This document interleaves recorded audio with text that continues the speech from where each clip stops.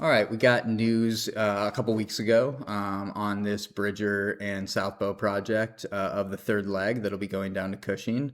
So, what's interesting about this is it potentially brings up even more questions about some ancillary assets that Liberty owns and might lead us into some details on a new pipeline that'll get built. Now, I want to warn folks, if you're just interested in crude oil, my thesis here is that this potential second pipeline, so separate from the 36-inch pipeline that's going from Guernsey to Cushing, the second pipeline is likely going to be another commodity. My guess is NGLs. I don't know for sure, but we'll take a dive in and we'll see what folks think. And we are focused mostly on crude oil here, but I will go into ancillary assets where I think that it's potentially market moving or important, and I don't see really any news about it. So don't it won't be a common thing that we dive into other commodities other than crude oil, but I think that this one's interesting enough to where we can dive in. So switching to the map view, like I mentioned, we have our answer of kind of what the 36-inch pipeline project between Southbow and Bridger are going to look like. We have Prairie Connector in red, that's Southbow's piece. We have the Bridger expansion in green, that's the Bridger piece. And then we have what sounds to be a JV between the two, between Guernsey and Cushing, using the Liberty right-of-ways. So for folks who don't remember, Liberty was a 24-inch pipeline that was originally proposed by Phillips 66 and Bridger before COVID happened. This was going to carry light oil from like the Rockies areas. Some of the Bakken barrels were going to get down into this, and it was going to carry that light oil to Cushing, and then further on to the Gulf Coast via another pipeline project that was being planned. Because of COVID, this project got canceled. But what it sounds like now is and we know this, Tallgrass and Bridger held, P66 sold their rights to the project, and Tallgrass and Bridger own the rights to the project. And it sounds like Bridger and Southbow are going to use the rights of way for this project. They're going to do some work on the permitting to change it from a 24-inch pipeline permit, which is what the original Liberty Pipeline project was, to a 36-inch project, but they're going to use these right-of-ways. Now, does this answer our question of what happens to this oil, this Canadian oil project? Yes. So we're going to push that to the side, but this brings up additional questions on some additional assets that Liberty owned and the potential need for bringing or more pipeline capacity for another commodity, NGL specifically, and how maybe the Liberty right-of-way could be used for that as well. So pushing aside the oil piece of the equation, let's dive in a little bit. Most folks don't know, but Liberty Pipeline in 2019, pre-COVID, they had actually ordered that 24-inch pipeline before the project was canceled. So they took delivery of some of that 24-inch pipeline. So what happened to that 24-inch pipeline? Well, some of it was used by Pony Express and Tallgrass to build a new 24-inch line from Guernsey down to northern Colorado. So this, and we've talked about this in prior videos, that Pony Express had a bottleneck here on their old line, their old 20-inch line here. So they used that 24-inch pipeline to get around that bottleneck and be able to move more barrels to this main line out of northeast Colorado and down to Cushing. So some of the 24-inch pipeline was used for that. I was unaware if there was any 24-inch pipeline left. A lot of times if you order pipeline and then your project gets canceled, you sell it. So I had no idea. However, I talked to some folks who live nearby, some residents that live nearby the Liberty right-of-ways, and they informed me that the folks with the Liberty Project, and this is a little bit dated, so the last time they talked to them was several months ago, back in late 2025, was that Liberty was talking about building not one, but two pipelines through that area. So there would be a 36-inch pipeline. That's the project that we just talked about, the Southbow and Bridger project. But they were also going to use that 24-inch pipe for a separate project. And there was talk, at least from the two residents I talked to, there was talk of them being different commodities. So one was going to be oil and the other one was going to be something else. So if we go in and dive a little bit deeper and to look for some more evidence of a potential project like this, The folks I talked to, like I said, live in the area of the right of ways. But if we zoom in a little bit here, you might be able to notice something interesting up in eastern Colorado here. And this is actually a stack of a bunch of unused pipeline in this area here in Stratton, Colorado area. So if we go into Google Earth, we can actually look a little bit deeper. And these are recent satellite photos. That pipe is still there, and it's been there since roughly 2021. We can look at the street view for this, and you can see you have a lot of 24-inch pipeline stacked up in this area. And this is what we believe is the Liberty pipeline, and has been told by those residents in the area that it is the 24-inch Liberty pipeline. So what does all this potentially mean? Well, it could mean that it's a failed pipeline project and they haven't sold the pipe yet. That's certainly possible that the folks, I guess, at Tallgrass and Bridger, who I suspect would still own this 24-inch pipeline. It's unclear to me if South Bow got this 24-inch pipeline as part of the right-of-way deal, would potentially sell this pipeline.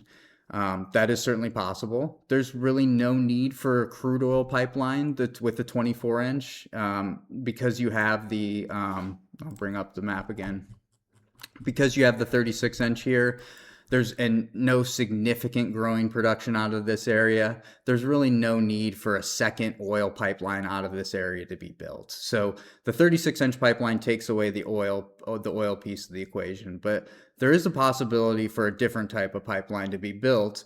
And I think some people have thought about this, but I haven't heard anyone talk about it as far as how barrels are going to get from Kinder Morgan's Highland pipeline, or Double H conversion. So just to rewind, just so everybody knows, Double H was an oil pipeline out of the Bakken. It was recently converted to NGLs. So a lot of those NGLs, I don't think it's flowing that much today, but that pipeline came online in the first quarter, or right at the beginning of the second quarter of 2026, and began flowing NGLs south. So I had discussions with people in the industry asking me, we shouldn't probably ask me for most NGL questions, but just wondering if I knew, where are these NGLs going to flow to? Once you get to Guernsey, there's really no place for them to go. Well, the immediate answer is into a Phillips 66 pipeline. So Phillips 66 has and I'll just bring it up here, a pipeline called Powder River NGL pipeline. This is a 6-inch pipeline, so it's teeny tiny.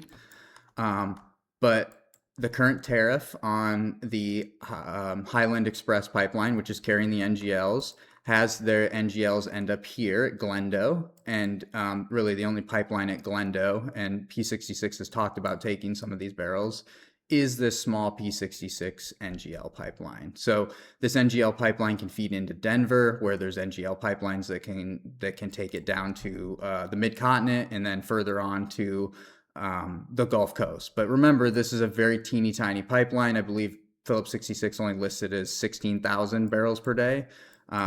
This pipeline from the Bakken can probably carry around 100,000 barrels a day of NGLs. It's a 12-inch. That's an estimate by me. Again, I'm not a huge expert on the capacities of NGL pipelines or Y-grade pipelines, but probably around 100,000 barrels per day. So those barrels are moving down into the northern Colorado area, the Denver, Colorado area. They're probably actually getting on White Cliffs NGL pipeline. So I'm going to bring up the crude oil pipeline since it runs in the same ditch. But there is a terminal here called Tampa, which connects into this Powder River NGL pipeline, and likely is moving these barrels down to the mid-continent, and then they can go further south on P66's Southern Hills pipeline, which does have capacity on them. So I'm going to clear this out, and I'll just overview it again really quick. So right now, I believe, based on tariff information and disclosures from both Phillips 66 and Kinder Morgan, that the NGLs that are flowing out of the Bakken on Double H, or I believe they call it Highland Express now, are flowing down the converted pipeline, Highland Express. They're flowing into P66's Powder River NGL pipeline. And then they're flowing in White Cliffs, probably. Could be flowing in others. And this, again, remember, this is a crude oil pipeline, but it's also an NGL pipeline. That's two pipelines in the ground there. And then it's probably flowing south on P66's Southern Hills pipeline. So why is this interesting? Well, this is interesting because Kinder Morgan's talked about potentially doing um, additional phases of their pipeline project up here. So I think they've kind of conceded that the volumes are going to be small and they're going to be low for a little while, but they've talked about an announcement in the future of a bigger project that could carry more barrels potentially down this pipeline and then get them to market. So again, to reiterate, we kind of are missing a link here. So I'm going to take Powder River NGL off of here. Remember, it's a 6-inch pipeline. It's not going to be expandable. You need some sort of other solution to get your barrels to where they need to go. White Cliffs could be a solution, or we could have a completely different pipeline, which, as we know, there's a 24-inch pipeline, a bunch of 24-inch pipelines sitting in eastern Colorado. Could that be a solution to this issue? You could build out of Guernsey down to here and then hook it into Southern Hills pipeline, an existing NGL pipeline that goes to the Gulf Coast. There is room on this pipeline. I believe this pipeline is expandable. So a new pipeline from the Guernsey area down to Cushing could be your answer. And there could be a way that Pony Express is involved in some way as well. I'll pull up one other possibility here. Since Pony already has this 24-inch down to northern Colorado, they may decide to move all their volumes, all their oil volumes over to this 24-inch pipeline and then use the new 20 or the 24-inch pipeline sitting in eastern Colorado. They could use that to get their oil to Cushing. And then they could convert this legacy piece, which, by the way, is bottlenecked here. And you probably don't need 24 inches of pipe for a 12-inch pipeline that's feeding barrels down from the Bakken. They could convert the legacy piece over if they built onto this 24-inch out of their out of Buckingham. So the idea here is I'll just draw it. Remember, this is the 24-inch that's already built. You would build a new pipeline to move those legacy oil barrels over, and then you convert this to NGLs and then that they would end up going down Southern Hills, Phillips 66's pipeline. So those are some ideas of what we could do with that pipeline. Like I said, I have no idea what's going to happen. It could just be sold. The pipeline could just be sold. The pipeline sitting in eastern Colorado could just be sold, and I could just be looking way too in depth at this.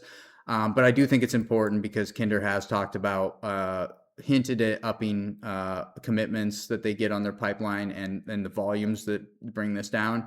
And frankly, it's a big deal. If they're able to pull hundreds of thousands of barrels, potentially 100,000 barrels a day from the Bakken, that changes the market up in the Bakken for NGLs a little bit.